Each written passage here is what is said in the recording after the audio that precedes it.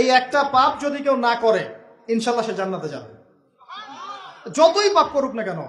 বাসায় মা বোন যারা আছে অনেকেই দেখা যায় চুল আশ্রয় চিরুনি পরে গেলে বলেই আজকে মেহমান আসবে। কি আসবে আজকে?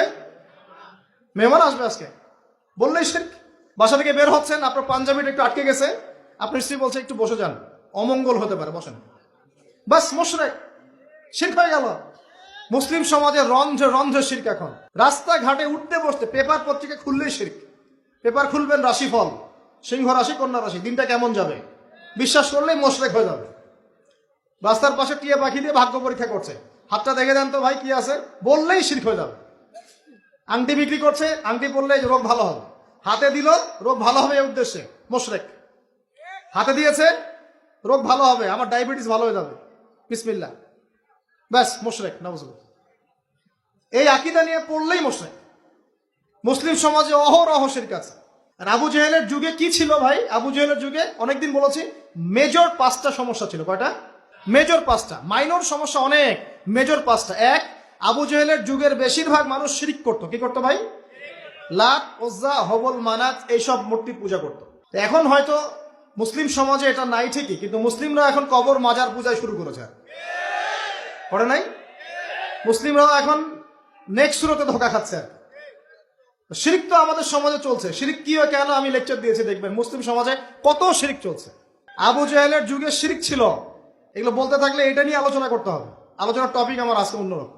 আবু জেহেলের যুগে কি ছিল ভাই? শিরক ছিল, সমাজে রন্ধ্রে রন্ধ্রে শিরক ছিল। এখনকার সমাজেও শিরক আছে। তারা লা ইলাহা ইল্লাল্লাহ না পড়ে শিরক করতো, আমরা পড়েও শিরক করি। আল্লাহ পাক আমাদের সবাইকে শিরকের পাপ থেকে হেফাজত করুন বলি আমি। এই একটা পাপ যদি কেউ না করে ইনশাল্লাহ সে জান্নাতে যাবে, যতই পাপ করুক না কেন। জেনা করেছে, মদ খেয়েছে, মিথ্যা বলেছে, অনেক কিছু করেছে, শুধু শিরকের পাপ করে নাই, আল্লাহ তাকে মাফ করে দিবেন ইনশাল্লাহ। বিশ্বাস করলেন না কথাটা?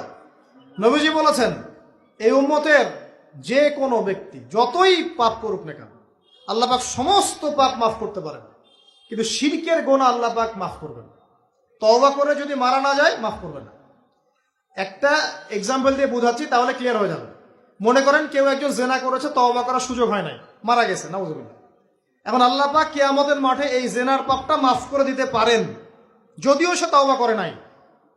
যদিও সে তওবা করে নাই, আল্লাহ পাক এই পাপটাও মাফ করতে পারেন। কিন্তু একজন ব্যক্তি শিরক করেছে, তওবা করে নাই, কিন্তু এই অবস্থায় যদি কাল কিয়ামতের মাঠে আল্লাহর সাথে সাক্ষাৎ করে, আল্লাহ তার গুনাহ মাফ করবে না। এই শিরক আর অন্য পাপের এই হলো পার্থক্য। তাহলে সবচেয়ে কোন বিষয়টা থেকে আমাদের বেঁচে থাকা উচিত ভাই?